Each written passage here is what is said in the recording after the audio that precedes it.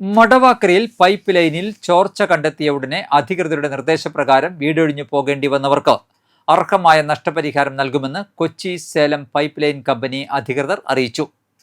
ഞായറാഴ്ച മടവാക്കരയിൽ ചേർന്ന നാട്ടുകാരുടെ യോഗത്തിലാണ് ഇക്കാര്യം അറിയിച്ചത്. KSPPL company HR manager VM Selvam, project manager CF Leneesh, BPCL ഉദ്യോഗസ്ഥൻ വിനീത് എന്നിവരാണ് നാട്ടുകാരുമായി സംസാരിച്ചത്. പൈപ്പ് ലൈനിലെ തകരാർ പരിഹരിച്ച് വീടുകളിലേക്ക് മടങ്ങിപ്പോകാൻ അനുവദിക്കണമെന്ന് നാട്ടുകാരുടെ ആവശ്യം കമ്പനി അംഗീകരിച്ചു. അടിയന്തിരമായി വീട് മാറേണ്ടി വന്നവർക്ക് ഞായറാഴ്ച വൈകിട്ട് 6 മുതൽ വീടുകളിലേക്ക് തിരിച്ചു പോകാൻ അനുമതി നൽകി. പൈപ്പ് ലൈനിലെ വാതകം ഒരു വശത്തേക്ക് പൂർണ്ണമായി മാറ്റിക്കഴിഞ്ഞതിനാൽ വീടുകളിൽ മടങ്ങിപ്പോകുന്നതിന് സുരക്ഷാ പ്രശ്നങ്ങൾ ഉണ്ടാകില്ല എന്നാണ് കമ്പനി അധികൃതർ പറഞ്ഞത്. വീട് വിടേണ്ടി വന്നതുമൂലം നഷ്ടം സംഭവിച്ചവർക്ക് അടിയന്തര സഹായം എന്ന നിലയിലാണ് കമ്പനി നഷ്ടപരിഹാരം നൽകുന്നത്. വീട് പൂട്ടിയിടേണ്ടി വന്നവർക്കും കച്ചവട സ്ഥാപനങ്ങൾ അടച്ചിടേണ്ടി വന്നവർക്കും വളർത്തുമൃഗങ്ങളെയും കന്നുകാലികളെയും നഷ്ടപ്പെട്ടവർ തുടങ്ങിയവരുടെ നഷ്ടങ്ങൾ കണക്കാക്കി നഷ്ടപരിഹാരം നൽകുന്നതിന് ജില്ലാ ദുരന്ത നിവാരണ വകുപ്പ് അധികൃതരെ ചുമതലപ്പെടുത്തിയിട്ടുണ്ട്. മണലി മടവാക്കര പ്രദേശത്തെ 18 കുടുംബങ്ങളാണ് വാതക ചോർച്ചയെ തുടർന്ന് വീടൊഴിഞ്ഞത്. അടിയന്തര സാഹചര്യം കണക്കിലെടുത്ത് അവശ്യ സാധനങ്ങൾ പോലും എടുക്കാതെ വിവിധ ഇടങ്ങളിലുള്ള ബന്ധുവീടുകളിലേക്കാണ് പലരും മാറിയിരിക്കുന്നത്. കുട്ടികളുടെ വിദ്യാഭ്യാസവും ദൈനംദിന ജീവിതവും താളം തെറ്റിയ നിലയിലായിരുന്നു. നെന്മണിക്കര ഗ്രാമപഞ്ചായത്ത് president VT Vijayalakshmi, vice president KR Suresh, panchayat അംഗങ്ങൾ എന്നിവരും യോഗത്തിൽ പങ്കെടുത്തു. വീട്ടുകാർ പ്രതിഷേധമായാണ് മടവാക്കര കാഴ്ചക്കടവിൽ ഞായറാഴ്ച ഉച്ചയ്ക്ക് എത്തിച്ചേർന്നത്. മടവാക്കര മണലി റോഡ് പ്രാദേശിക ഗതാഗതത്തിന് ഞായറാഴ്ച വൈകിട്ട് മുതൽ തുറന്നുകൊടുത്തുവെങ്കിലും വലിയ വാഹനങ്ങൾക്ക് ഏതാനും ദിവസങ്ങൾ കൂടി നിയന്ത്രണം ഉണ്ടായിരിക്കും. തൊട്ടടുത്ത വീട്ടിൽ മാത്രം പാചകവാതകം ഉപയോഗിക്കുന്നതിന് വിലക്ക് ഉണ്ട്. ഇവർക്ക് ഇൻഡക്ഷൻ സ്റ്റൗ കമ്പനി അധികൃതർ വാങ്ങി നൽകും. വൈദ്യുതിയും ഞായറാഴ്ച വൈകിട്ട് മുതൽ പുനഃസ്ഥാപിക്കാനും ധാരണയായി. സമീപത്തെ കുടുംബങ്ങളുടെ 5 ദിവസത്തെ ദുരിതത്തിനാണ് ഇതോടെ അറുതി വരുന്നത്. ഇവിടെ പാചകവാതക ചോർച്ച പൂർണ്ണമായും പരിഹരിച്ചെങ്കിലും പൈപ്പിലെ അറ്റകുറ്റപ്പണികൾ പൂർത്തിയാക്കാൻ ഒരാഴ്ചയോളം എടുക്കുമെന്നാണ് ഇപ്പോൾ ലഭിക്കുന്ന വിവരം. എൻ്റെ പേര് വിനീത് കൃഷ്ണൻ. ഞാനിവിടെ ടൂറിസവുമായി ബന്ധപ്പെട്ട് ബോട്ടിംഗ് കയാക്കിംഗ് നടത്തുന്നു. ഒരാഴ്ചയായിട്ട് ഞങ്ങൾക്ക് ഗസ്റ്റിനെ എടുക്കാനൊന്നും പറ്റുന്നില്ല.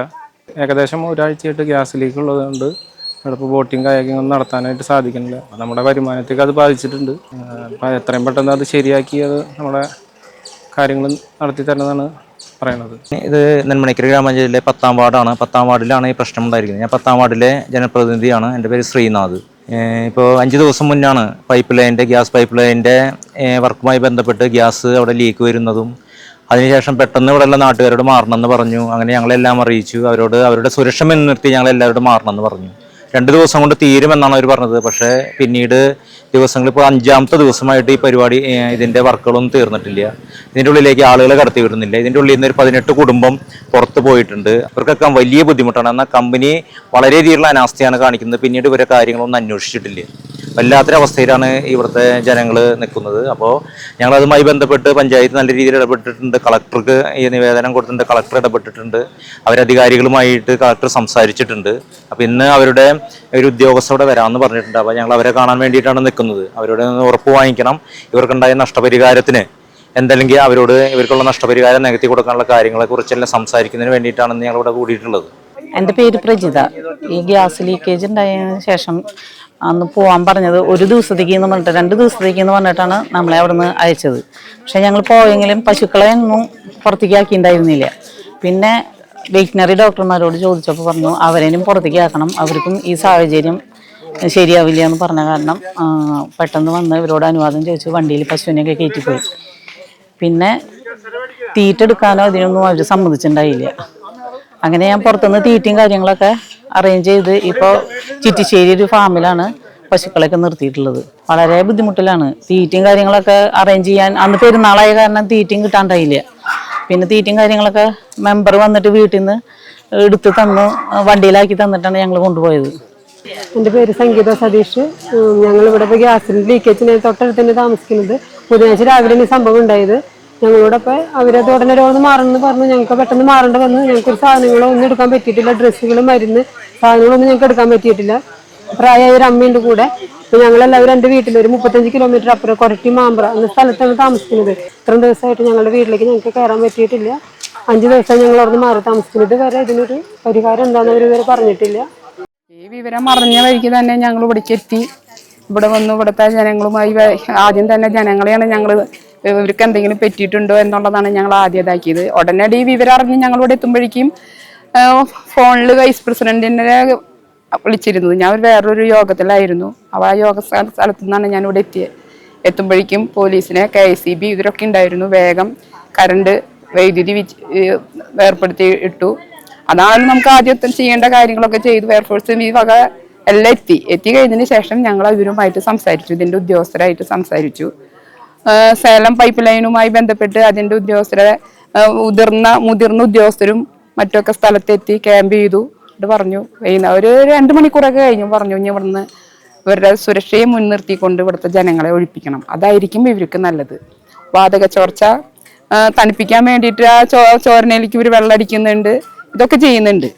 അങ്ങനെ ഇവർ പലരും പണിക്ക് പോയിരിക്കണു, ജോലിക്ക് പോയിരിക്കണു, ഇത്തരത്തിലുള്ള കുട്ടികളൊക്കെ സ്കൂളിലേക്ക് പോയിരിക്കണു. ഇവരെ വിളിച്ചു വരുത്തി ഇവരെ ഇവിടുന്ന് മാറാൻ പറഞ്ഞു. അവർക്ക് കുറച്ച് ബുദ്ധിമുട്ടുണ്ടായി.